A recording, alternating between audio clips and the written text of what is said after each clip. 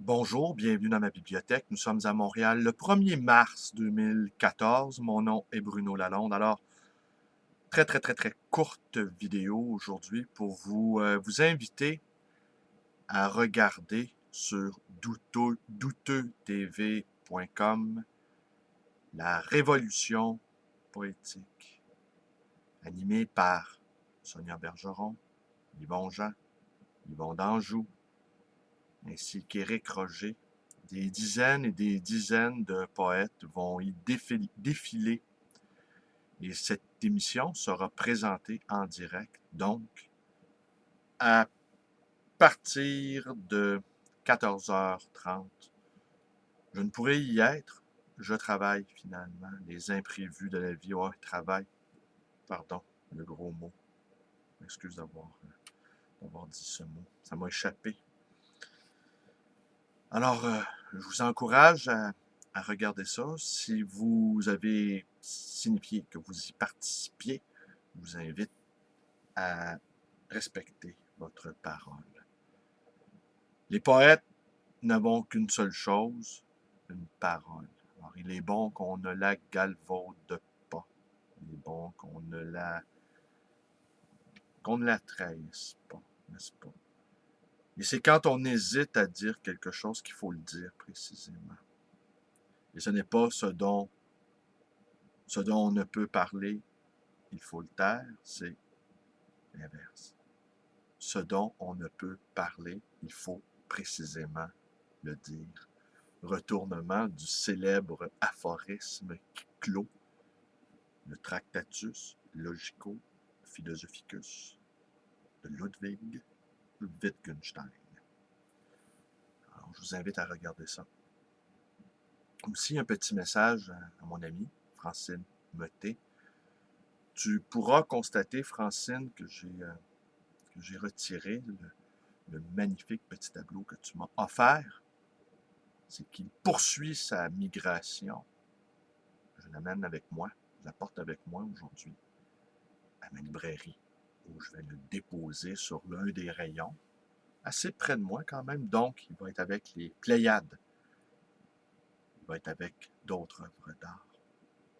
Aussi, mon ami Jérôme qui va constater que l'œuvre de Lefébure n'est plus là non plus, eh bien, va réapparaître dans d'autres cieux, cette magnifique œuvre de Lefébure que tu m'as offert. Et ce que vous voyez là présentement, c'est l'appel aux esprits de ce remarquable artiste, Luc Guérard, dont nous allons faire un entretien dans son atelier la semaine prochaine avec mon ami Sir Michel Bellil.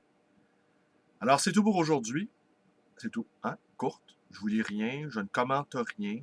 Bon, tenez, je peux juste vous dire une chose, hein? Je ne peux pas m'en empêcher.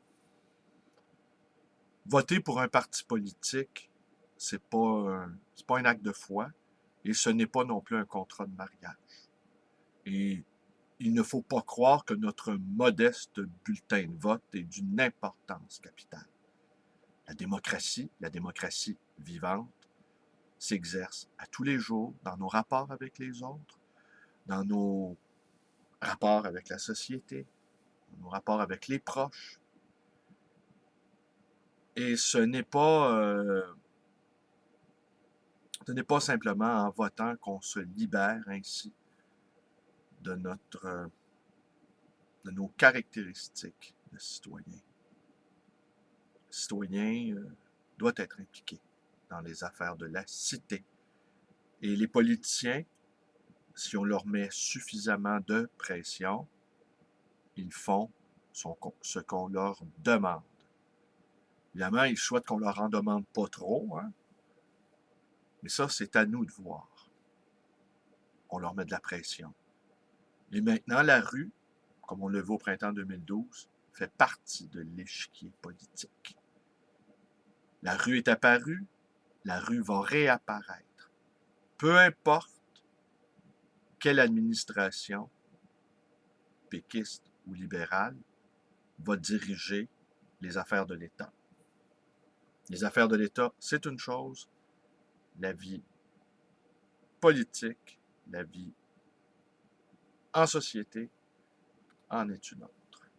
Ne mélangeons pas tout et ne soyons pas prisonniers de l'urne.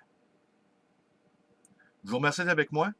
Et si vous ne voulez pas non plus être des prisonniers de votre psyché, je vous invite à aller écouter, d'aller regarder ces poètes sur Douteux TV, la révolution poétique.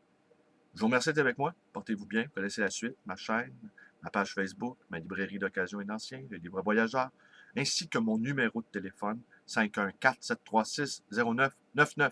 Merci et à demain pour de nouvelles aventures. Tourlou.